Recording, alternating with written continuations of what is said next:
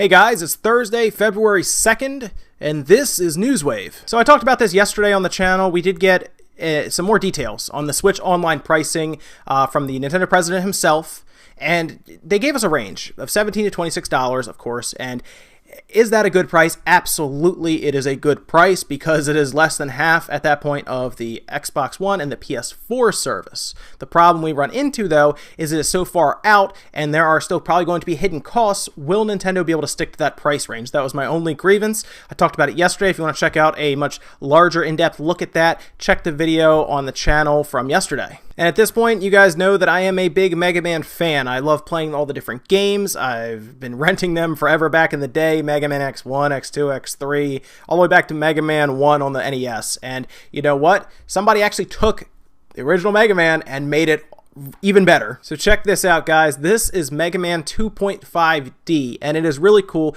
It's done in like a 2.5D style where you'll see the background and stuff shift, almost like, think of like Paper Mario, for example. And this was done over the course of 8 years. It took the creator, whose name is Peter Sostrand, I hope I said that right, took him 8 years to make it. Great looking game. I mean, check this out. The gameplay alone it speaks for itself. It's going to have full co-op with Proto Man, Mega Man, and it just looks awesome. I love the way it looks. It's actually free to download, by the way, guys, so check out the description below for the link and spend some time with it. It's a very cool looking game. I love it when fans of series make these kind of things. It looks like it took a lot of work, too, so I'm actually going to be playing through it later on tonight. I'll have more time then. I might even live stream it too if you guys want to check it out. Also, if anyone's listening, please do something like this for Mega Man X. I think Mega Man X at this time really needs some love, and it would be awesome. You know, it seems like every time somebody comes out and says that the Switch is a weak console power-wise, developers or a game is talked about that makes it seem the complete opposite. In this case, that game is Fast RMX. Now, if you've seen some of the other episodes that I do here for Newswave, you know I've talked about this before, and this game looks great. It is like a straight callback almost to F-Zero. It looks very similar. It's that really high-speed racing game where it goes through turns and cities and everything, and it looks like a lot of fun, a great racer. Well, the developer comes out and says, hey, not only is it straight up 1080 at 60 frames, you can do 4-player split screen at 1080 60 frames. Wait, really? Have you seen... Everyone says the Switch is weak, though. It shouldn't be able to do that.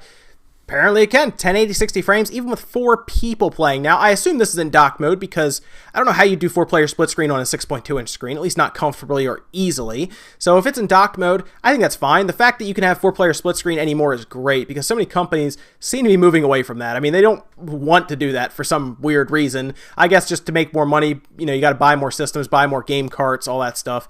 But that's impressive. Now, the developer said they are going to use a dynamic changing resolution, which is common. Games like Halo does that. Games like Forza does that on the Xbox, for example. Horizon Zero Dawn is going to use that same method with the PS4 Pro, where the resolution will kind of lower if a lot of stuff's happening on screen, just to keep that smooth 60 frames per second rolling along. And really, you're not going to notice it anyway. You wouldn't notice any of those games when you're playing because, honestly, if you notice that, you're not playing the game. You're probably trying to count pixels, and at that point in Fast RMX, you've probably crashed and lost. But it's good to see that companies, developers in particular, are squeezing a lot of power out of the smaller Switch. It's great that something that's smaller than a 3DS XL is able to push those kind of visuals at 1080p and 60 frames a second. It's crazy. And yesterday we had our first look at the Nintendo Switch Super Bowl ad. We had their 30-second advert, then a much longer, almost 2-minute advert that came out. And you know what? This is the best marketing Nintendo's done in a long time, especially if you compare the much longer,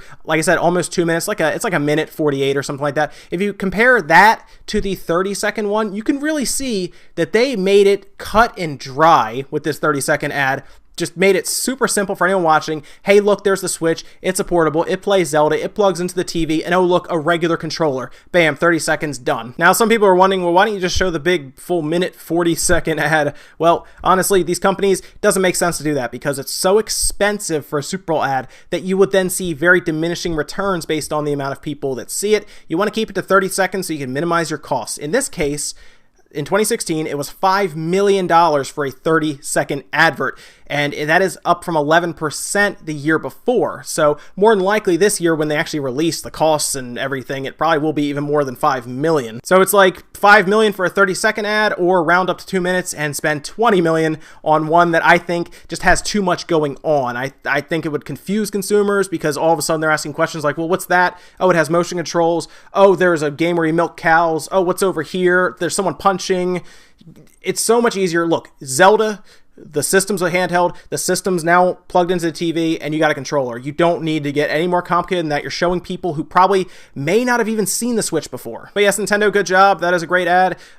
Shocking, honestly, after some of the relatively poor Wii U ads. So great. It's good to see you actually put thought into who is going to be viewing this, especially in the States, because that ad will speak to them no problem. And guys, we've been following this ZeniMax and Oculus case for quite a while now, and we actually had a verdict, and it looks like ZeniMax is going to be receiving $500 million in settlements. And it is broken up into a bunch of different pieces of the pie that people have to pay. So let's just jump right through them real quick. So first things first, Oculus themselves have to pay $200 million for breaking the NDA, $50 million for copyright infringement. Oculus and Palmer Luckey each have to put in $50 million more. So that's two different pieces of $50 million, so that would equal $100 million. Now, Palmer Luckey, if you didn't know, is the founder of Oculus VR. He kind of put the company together and then started hiring people, including John Carmack from ZeniMax. So, of course, ZeniMax did not like this.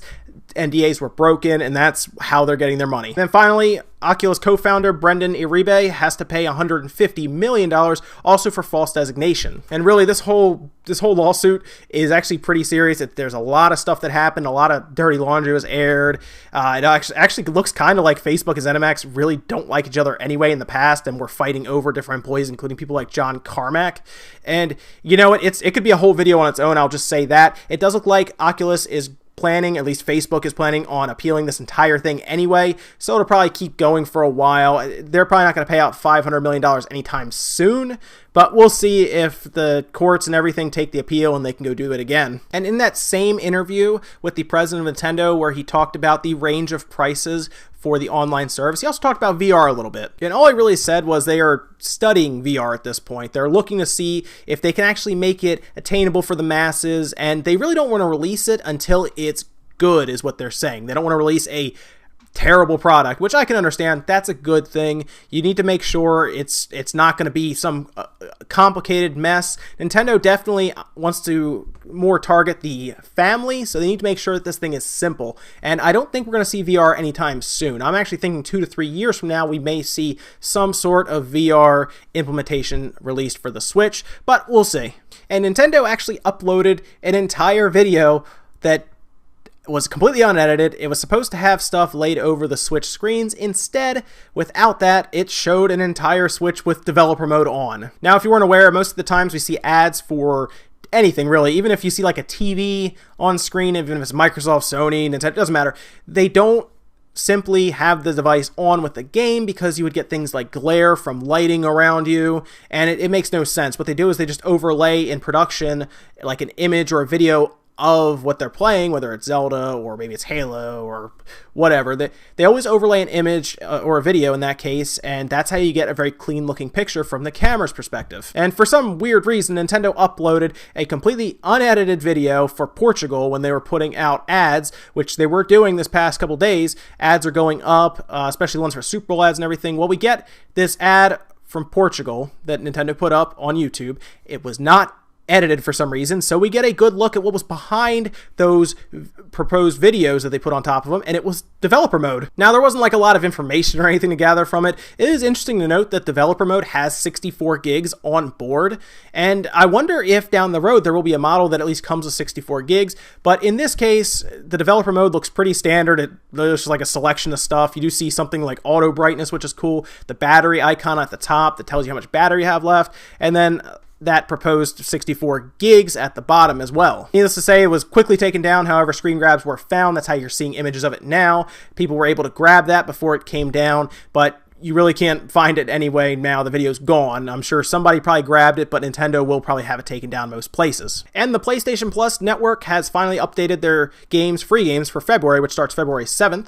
And that is going to be a couple games for the PS4 and a couple games for the PS3. For the PS4, you actually get to get Little Big Planet 3 for free, which is actually pretty cool. That's actually a really fun game, and you also get Not a Hero. For PS3, you'd be looking at Star Wars, which does have cross-buy with PS4. For if you get it on the PS3, you also have it on the PS4, which is basically a free game for the PS4 as long as you have it.